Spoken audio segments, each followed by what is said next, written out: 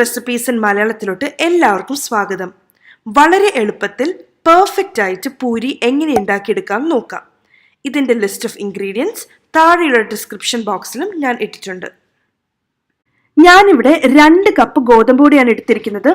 ഇതിലോട്ട് 1 table spoon റവ ചേർത്ത് കൊടുക്കാം. സാധാരണ നമ്മൾ ഉപ്മാവിന് ഉപയോഗിക്കുന്ന വറുത്ത റവ ഉണ്ടല്ലോ, വാങ്ങിക്കാൻ കിട്ടുന്നത്, അതാണ് ചേർത്തിരിക്കുന്നത്. പിന്നെ ഞാൻ 1 ടേബിൾ സ്പൂൺ തൈര് ചേർത്ത് കൊടുക്കുവാണ്.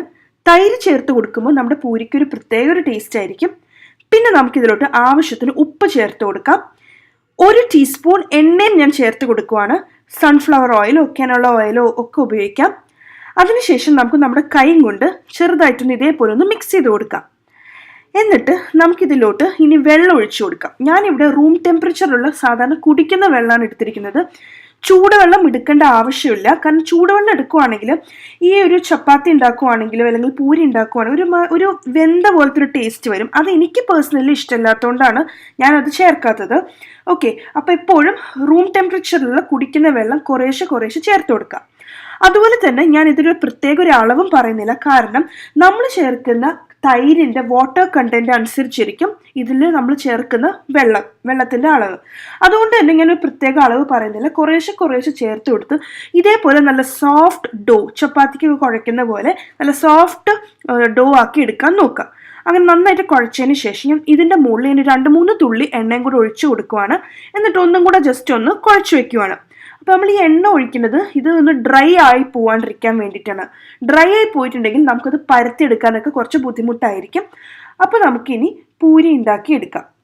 ഞാനിവിടെ ചെറിയ ഉരുളകളാണ് എടുക്കുന്നത്. ചെറിയ ഉരുളകൾ എടുക്കുമ്പോൾ നമുക്ക് ഈക്വലായിട്ട് പരത്തിയെടുക്കാൻ വളരെ എളുപ്പമായിരിക്കും. ഈക്വലായിട്ട് പരത്തിയെടുക്കുമ്പോഴാണ് നമുക്ക് പെട്ടെന്ന് തന്നെ നല്ല പഫ്റ്റപ്പായിട്ട് പൊന്തി വരുന്ന നല്ല പൂരി ഉണ്ടാക്കിയെടുക്കാൻ പറ്റുള്ളൂ.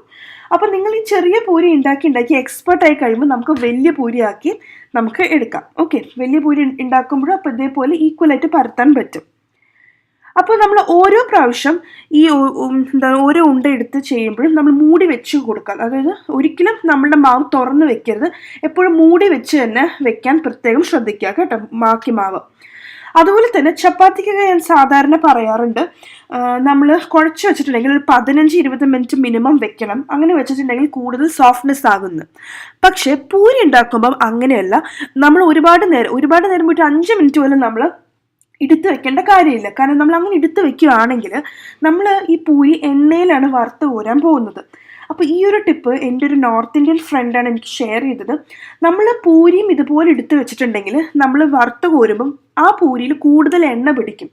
അതേസമയം നമ്മൾ കുഴച്ച ഉടനെ വറക്കുകയാണെന്നുണ്ടെങ്കിൽ നന്നായിട്ട് പൊന്തി വരികയും അതുപോലെ തന്നെ എണ്ണ അധികം പിടിക്കുകയും ഇല്ല എന്നാണ് പറയുന്നത്. അത് ശരിക്കും സത്യമാണ്. നിങ്ങളൊന്ന് ട്രൈ ചെയ്ത് നോക്കാം. ഓക്കെ, അപ്പോൾ പൂരിക്ക് കുഴച്ച് വെച്ചതിന് ശേഷം നമ്മൾ ഇതേപോലെ വട്ടത്തിലെടുത്ത് നമ്മൾ ചെറുതായിട്ട് പ്രസ് ചെയ്ത് കൊടുത്ത് കുറച്ച് ഡ്രൈ ആട്ട, അതായത് നമ്മുടെ ഗോതമ്പ് പൊടി ഉള്ളത് മുക്കി നമുക്ക് സാധാരണ ചപ്പാത്തിക്ക് എങ്ങനെയാണ് പരത്തെടുക്കുന്ന പോലെ ചെറിയതല്ല, അപ്പോൾ ചെറിയ വട്ടങ്ങളാക്കി പരത്തിയെടുക്കാം.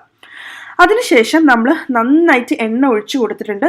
അപ്പോൾ ഡീപ്പ് ഫ്രൈ ചെയ്യാൻ പോവാണ്. ആ എണ്ണ അത്യാവശ്യം ചൂടായി കഴിയുമ്പോൾ ഒരു മീഡിയം ഫ്ലെയിമിൽ ഇട്ടിട്ട് നമുക്കിത് ഫ്രൈ ചെയ്തെടുക്കാം. 2 ഭാഗവും നന്നായിട്ട് മുരിഞ്ഞ് എടുക്കാം. പെട്ടെന്ന് തന്നെ ഇത് റെഡി ആയി കിട്ടും. അപ്പോൾ നമ്മൾ ഈക്വലി ആയിട്ടാണ് പരത്തണമെങ്കിൽ ഇതേപോലെ നല്ല പെട്ടെന്ന് തന്നെ പൊന്തി വരും. അപ്പോൾ ഇത് ഒരുപാട് നേരം ഇതേപോലെ പൊന്തി ഇരിക്കുകയും ചെയ്യും. കാരണം നമ്മൾ ഇതിലോട്ട് റവ ചേർത്തിട്ടുണ്ട്. അപ്പോൾ അതിന് വേണ്ടിയിട്ടാണ്, ഇങ്ങനെ പൊന്തി ഇരിക്കാൻ വേണ്ടിയിട്ടാണ്, കുറച്ച് സമയം കൂടുതൽ ഇരിക്കാൻ വേണ്ടിയിട്ടാണ് നമ്മൾ ആ റവ ചേർത്തിരിക്കുന്നത്. അപ്പം നിങ്ങളെല്ലാവരും ഇത് തീർച്ചയായിട്ടും ട്രൈ ചെയ്യുക. ഞാൻ ഇന്ന് ഇതിൻ്റെ പൂരി ഭാജി പോലെയാണ് ഞാൻ സെർവ് ചെയ്തേക്കുന്നത്.